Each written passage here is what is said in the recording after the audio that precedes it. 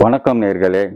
இன்று நம்ம பார்க்க போற தலைப்பு, அதிமுக மீண்டு வருமா, இரட்டை இலை மலருமா, அதிமுக தொண்டர்களின் மன உளைச்சலுங்க. அதை பத்தி பேசுவோம். இன்னைக்கு சமூக ஊடகங்கள்ல டிவிகே திமுக இதை பத்தி தாங்க பேச்சு. இந்த அதிமுக பத்தி பேசுறதுக்கு யாருமே இல்லைங்க. எங்க தேடி பார்த்தாலும் அதை பத்தி நியூஸே இல்லைங்க. அந்த அதிமுக தொண்டர்களுக்கு எவ்வளோ மன கஷ்டம் இருக்கும். ஏன்னா அது சாதாரண கட்சி கிடையாதுங்க. கிட்டத்தட்ட தமிழ்நாட்டை ரொம்ப நாள் ஆண்ட கட்சி அதிமுகங்க. அப்பேற்பட்ட கட்சியின் தொண்டனுக்கு எவ்வளோ மன வலிவு வரும். அதை பற்றி பேசுறதுக்கே ஆள் கிடையாதுங்க. ஏன் அந்த கட்சியில் இருக்கிற ஐடி விங் அப்படின்னு ஒன்று செயல்படுறதாங்க கூட தெரியலங்க. அவங்களே முடிவு பண்ணிட்டாங்களா என்னன்னு தெரியல. சரி, அதை பற்றி கொஞ்சம் பேசுவோம். என்ன அதாவது, எம்ஜிஆர் அவர்கள் இந்த கட்சியை ஆரம்பிச்சு 5 வருடத்துல ஆட்சியை பிடிச்சாருங்க. அப்போ அது சாதாரண விஷயம் கிடையாதுங்க. ஏன்னா அண்ணாதுரை அவருக்கு திமுக ஆரம்பிச்சு ஆட்சி பிடிக்க 18 வருஷம் ஆச்சு. அது எம்ஜிஆர்ங்கிற ஒருத்தர் அதுல இருந்து பிரச்சார பீரங்கியா இருந்தாரு. அதனாலதான் அந்த 18 வருஷமா அவ்வளவு சீக்கிரம் ஆட்சி பிடிச்சதுன்னு சொன்னாங்க. ஆனா எம்ஜிஆர் அவர்கள் கட்சி ஆரம்பிச்சு 5 வருடத்துல அதிமுக ஆட்சியை பிடிச்சுங்க. அப்போ ஒரு பரபரப்பான நியூஸுங்க. அந்த காலத்துல மீடியாக்கள் பார்த்தீங்கன்னா வெறும் பேப்பர் தான், வானொலி தான். இதுல 2ல தான் அவங்க பிரச்சாரம் செய்ய முடியும். டிவி கிடையாதுங்க, இந்த மாதிரி சோசியல் மீடியாலாம் கிடையாதுங்க. ஆனாலும் எம்ஜிஆர் ஆட்சி பிடிக்கிறதுக்கு சினிமாங்கிற ஒரு மீடியா ரொம்ப ஸ்ட்ராங்கா இருந்ததுங்க. அந்த காலத்துல மக்களுக்கு சினிமா தாங்க எல்லாமே, சோசியல் மீடியா எல்லாமே அதாங்க. 11:30 மணி ஷோவுக்கு சும்மா லைன் கட்டி லேடிஸ்ங்க குழந்தைய தூக்கிட்டு நிற்பாங்க பாருங்க. அந்த காட்சியை காணா காட்சியா இருக்கும். இப்போ உள்ள இளைஞர்கள்லாம் அதெல்லாம் பார்க்க முடியாது. அடிச்சுக்குவாங்க டிக்கெட்டுக்கு ஓன்னு சொல்லி சினிமா தேட்டர்ல. ஸோ அப்பேற்பட்ட எம்ஜிஆர் இன்னைக்கு அவர் உருவாக்கின கட்சி எந்த நிலைமையில இருக்குது பாருங்க. அதாவது 5 வருடத்தில் ஆட்சியை பிடித்து அடுத்த 10 வருஷத்துக்கு கோல வச்சிருந்தாருங்க. அவர் அசைக்கவே முடியல. திமுக தான் எதிர்கட்சி, அவர் அசைக்கவே முடியல. அடுத்த 13 வருஷம் திமுக எதிர்கட்சியே இருந்தது. அதுக்கப்புறம் எம்ஜிஆர் அவர்கள் மறைந்தார்கள். மறைந்த உடனே அந்த கட்சி 2ஆக உடைந்தது. அப்படி உடைந்த உடனே அந்த கேப்ல தாங்க திமுக மேல வந்தது, ஆட்சி செஞ்சாங்க. அதுக்கப்புறம் உடைந்த அதிமுக ஜெயலலிதா தலைமையில ஒன்றுபட்டதுங்க. அப்படி ஒன்றுபட்டு அந்த கட்சி திரும்பியும் 1991 ஆட்சியை பிடிச்சதுங்க. சரி, எம்ஜிஆர் மறைந்தார். அதுக்கப்புறமா ஒரு சினிமா பிரபலம் எம்ஜிஆர் மாதிரி ஒரு ஸ்ட்ராங்கான லீடர் இல்லை. ஆனாலும் ஜெயலலிதா என்கிற தலைமை அதை ஸ்ட்ராங்கா வழி நடத்தி போச்சுங்க. ஏன்னா ஜெயலலிதா அம்மா எப்படின்னா பெண்கள் மத்தியில ரொம்பவும் கவர்ந்த ஒரு லீடரா இருந்தாங்க. ஏன்னா அவங்க ஆட்சி நடத்தும் போது நிர்வாகமும் சரி, நடவடிக்கையும் சரி, அவங்க கட்சியில அவங்கள மீறி யாருமே கிடையாதுங்க. மந்திரி இன்னைக்கு மந்திரி, நாளைக்கு காலையில பேப்பர் பார்த்தா தான் அவர் மந்திரியான்னு தெரியும். மாவட்ட செயலாளர்கள் இன்னைக்கு மாவட்ட செயலர், நாளை காலைல அவங்களும் பேப்பரை பார்த்தா தான் மாவட்ட செயலரான்னு தெரியுங்க. அந்த நிலைமையில இருந்தாங்க. ஏன்னா ஒரு மாவட்ட செயலாளரோ மந்திரியோ கட்சி விட்டு போனா ஓட்டு வங்கி போயிடும், அந்த மாவட்டத்துல கட்சி பலவீனமாயிரும் அப்படிலாம் பேசுறாங்களா? அந்த மாதிரிலாம் கிடையாதுங்க. ஜெயலலிதா அம்மா, அதுக்கடுத்துல எம்ஜிஆர் தான் அந்த ரெட்டலைக்கு தாங்க ஓட்டு. அதை கவனமாக வழி நடத்தி வந்தாங்க. ஜெயலலிதா என்ற ஒரு பெண்மணி இன்னைக்கு சின்ன பெண்ணே சின்ன பெண்ணே அப்படிலாம் ஒரு பாட்டு நீங்க பாடுறது கேட்பீங்களா? ஆனினமே உன்னை வணங்குமே, அந்த பாட்டுக்கு தகுதியானவர் ஜெயலலிதா தாங்க. அந்த அளவுக்கு ஆண்மை பொறிந்த ஒரு மனிதியாக அவங்க வளம் வந்தாங்க.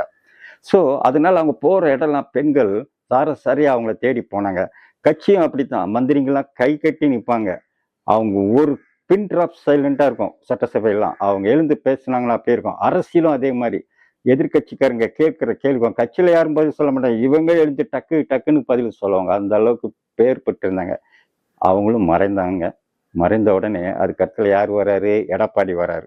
எடப்பாடி 4 வருஷம் ஆட்சி செஞ்சாருங்க. இந்த 4 வருஷ ஆட்சியில அவர் என்ன பயங்கரமான ஊழல் செஞ்சிட்டாரு அப்படி இப்படின்னு ஒரு எதிர்ப்பலையா அப்படிலாம் கிடையாது. சராசரியா ஒரு ஆட்சியை பண்ணிட்டு போனாருங்க. அதுக்கப்புறம் இந்த அதிமுகவுக்கு தொடர் தோல்விகள். அந்த பொது தேர்தலில் தோத்தாங்க. அடுத்ததுல பார்த்தீங்கன்னா கார்பரேஷன் எலெக்ஷன்ல தோத்தாங்க. அதுக்கு அடுத்தல பார்த்தீங்கன்னா இந்த 2024 வந்த அந்த எம்பி எலெக்ஷன்ல டோட்டலாக தோத்தாங்க. அப்படி தோல்விக்கு மேலே தோல்வி வரும்போது அங்கே நம்ம கட்சி அதிமுக கட்சி எப்படி வந்தது, ஏன் இந்த நிலைமைக்கு போனது, ஒரு ஆலோசனை கூட்டம் வச்சிருக்கணும். வச்சு பல பேர் கருத்தை அவங்க கேட்டிருக்கணும். ஆனால் அங்கே இருக்க தலைவர்கள்லாம் இருக்கிற தலைமையை கைப்பற்றுவதிலே தான் குறியா இருந்திருக்கிறாங்க.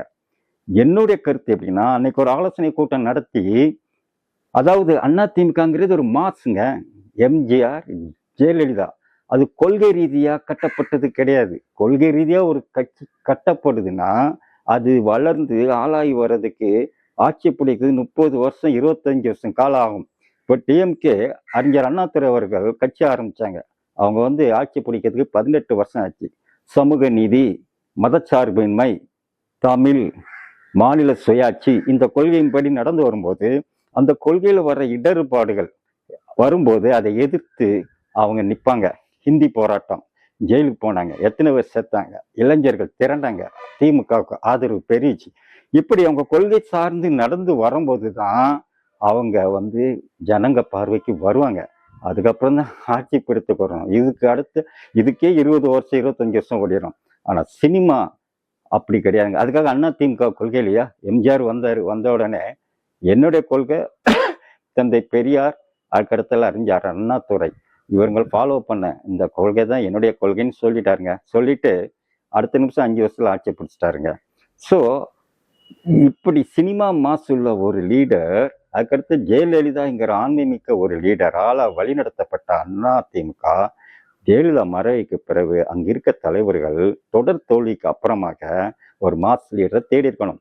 அவங்க ஆராய்ஞ்சிருக்கணும். ஆராய்ஞ்சி அவங்களுக்கு சுயநலம் இருந்திருக்க கூடாது. கட்சி நலம், ஆயிரக்கணக்கான தொண்டர்கள் நலம், இதை கருத்துல கொண்டு அந்நேரம் ஒரு மாஸ் லீடரை தேடி இருக்கணும். 2024 தோல்வி அடைஞ்ச உடனே அதை தேடிந்தாங்கன்னா அப்பந்தான் விஜய் அவர்கள் கட்சி ஆரம்பிக்க தயாராகி கொண்டு இருக்கிறார். இவங்க என்ன இவங்க எல்லாருமே முடிவு பண்ணியிருக்கணும். பண்ணி ஏன் விஜயே அவங்க தேடி போயிருக்கலாம். போய் எங்க கட்சிக்கு வாங்க, எங்களுக்கு ஒரு மாஸ் லீடர் வேணும், அதனால நீங்க எங்க கட்சிக்கு வந்தீங்கன்னா கொள்கை பரப்பு செயலாளர் பதவி நாங்க தாரோம், அதுக்கடுத்தல பொதுச் செயலாளர் பதவி தாரோம், நீங்க கட்சி சார்பாக எல்லா ஊருக்கும் போகும்போது எங்க அதிமுக தொண்டர்கள் உங்களை ஏத்துக்குவாங்க, நீங்க கட்சிக்காக உழைக்கிறீங்க அப்படின்னு ஏத்துக்குவாங்க. அதுக்கப்புறமா 2026 தேர்தலுக்கு முன்னாடி நீங்க பொதுச் செயலாளராக மாறிடுங்க, மாறிட்ட பிறகு நாங்கள் உங்க பின்னாடி இருந்து உங்க தலைமைங்களை செயல்படுறோம் அப்படின்னு ஒரு பேசியிருந்தா கண்டிப்பா விஜய் வந்திருப்பாருங்க. காரணம் அவர் புதுசா ஒரு கட்சி ஆரம்பிச்சு அந்த கட்சியில டிராவல் பண்ணி ஆட்சிக்கு வர்றது கஷ்டம்.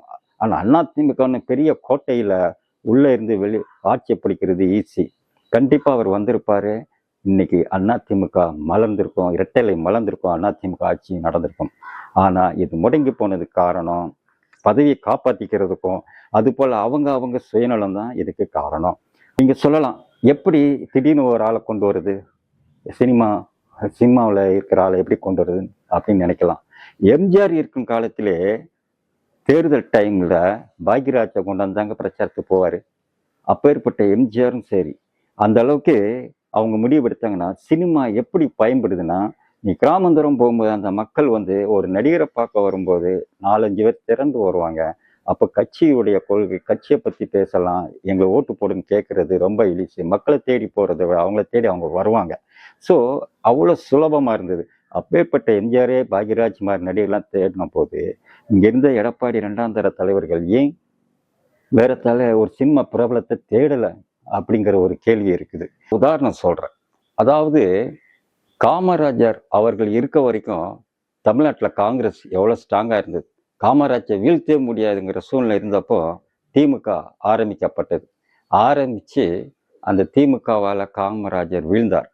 வீழ்ந்துட்டு அவர் ஒரு எதிர்கட்சியாக தாங்க காமராஜ் கட்சி, அதாவது காங்கிரஸ் கட்சி இருந்தது. அதுக்கப்புறம் என்னாச்சு, காங்கிரஸ் 2ஆக உடைஞ்சது. இந்திரா காந்தி அம்மா வந்தாங்க, ஸ்தாபன காங்கிரஸ் ஆயிடுச்சு. காமராஜ் தலைமையில் இருக்க இந்திரா காங்கிரஸ் தனியாக செயல்பட்டது. ஆனாலும் தமிழகத்தில் காமராஜர் தலைமையில் கட்சி ஸ்ட்ராங்காக தான் இருந்தது. இப்போ எம்ஜிஆர் அவர்கள் கட்சி ஆரம்பிக்கிறார். எம்ஜிஆர் அவர் கட்சி ஆரம்பிச்சோன்னா என்ன ஆச்சு, இந்த ஸ்தாபன காங்கிரஸ்ல இருக்கிற தொண்டர்கள் மெதுவா எம்ஜிஆரை நேசித்து வந்தாங்க. காரணம் அந்த நேரம் காமராஜர் அவர்களும் இறந்தாங்க. இறந்த உடனே அவங்க தலைமை தாங்க சரியான ஆள் இல்லை. இருக்கிற பெருந்தலைவர்கள் இந்திரா காங்கிரஸ்க்கு அப்புறம் போயிட்டாங்க. இந்திரா காந்தி அம்மா பிடிக்காத காங்கிரஸ் தொண்டர்கள் எம்ஜிஆர் பின் நின்னாங்க. அந்த காங்கிரஸ் கட்சி 3வது இடத்துக்கு போச்சு. அதிமுக ஆளுங்கட்சி ஆச்சு, திமுக எதிர்கட்சி ஆச்சு. ஸோ அதை மாதிரி தான் இப்போ ஒரு டேர்ன் ஓவர் ஆயிருக்கு. அதே மாதிரி பார்த்தீங்கன்னா இன்னைக்கு காலகட்டத்தில் இன்னைக்கு விஜய் வந்திருக்காரு. அவரும் வந்து என்ன சொன்னார் பார்த்தீங்களா, என்னுடைய கொள்கை காமராஜர், அண்ணா, பெரியார் அவர்கள் வழி கொள்கை தான் அப்படிதான் சொல்லிட்டு கட்சி ஆரம்பிச்சாருங்க. அவர் என்ன கொள்கை ரீதியாக ஏதாவது போராட்டம் பண்ணாரா? இந்த டீலிமிடேஷன் வந்தது, மாநில சுயாட்சி ப்ராப்ளம் வந்து அதுக்காக நின்னாரா? திருப்பரங்குன்றம் வந்தது, என்ன மதச்சார்புமே அதுக்கு ஏதாவது குரல் கொடுத்தாரா? எதுவும் கொடுக்கல. சைலண்டாக ஒரு வேலையை பார்த்தாரு. 2 வருஷத்துல கட்சி ஆட்சிக்கு வந்துடுச்சு. ஸோ அதுக்கு தான் மாஸ், சினிமாங்கிற மாஸ் அடிமட்டம் வர போகும். இளம் பசங்க, இளம் பெண்கள் எல்லா ஆதரவும் அவங்களுக்கு கிடைச்சதுனால அவங்கெல்லாம் சேர்ந்து அப்பா அம்மாவெல்லாம் சொல்லி, அந்த அப்பா அம்மா யாரு? இன்னைக்கு அதிமுக தொண்டன் யாரா இருப்பான்? ஒரு 50 வயசு கடந்தவன் இருப்பான்.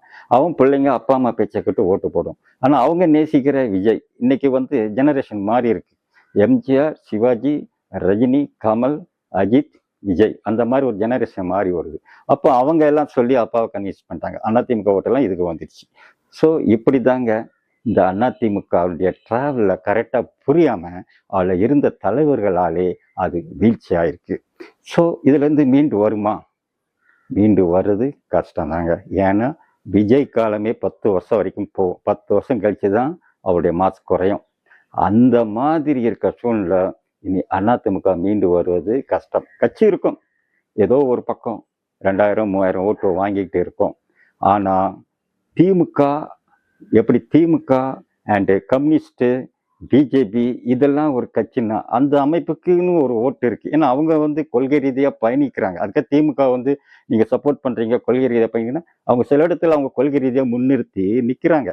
ஸோ அதனால் அது ஆதரிக்கிற அது மூலம் கவர்ந்தளிக்கிற சில 105 பேர் அதுக்கு ஆதரவு அளிச்சுட்டு தான் இருப்பாங்க. ஆனால் அந்த மாஸ்ங்கிற நடிகர் மூலம் வர அந்த ஆதரவு இருக்கு பார்த்தீங்களா, இன்னொரு மாஸ் வரும்போது அது காலியாயிரும். ஸோ அதனால் அதிமுக தொண்டர்கள் நீங்கள் இதை பற்றி மன உளைச்சலும் பண்ணாதீங்க, கவலையும் படாதீங்க. இப்போ இருக்கிற டென்ட் உங்களுக்கு யார் நல்லது செய்வா, உங்களுக்கு எது நல்லதுன்னு தோணுதோ அதை நோக்கி நீங்கள் பயணித்து போங்க. பழச மறங்க. நன்றி, வணக்கம்.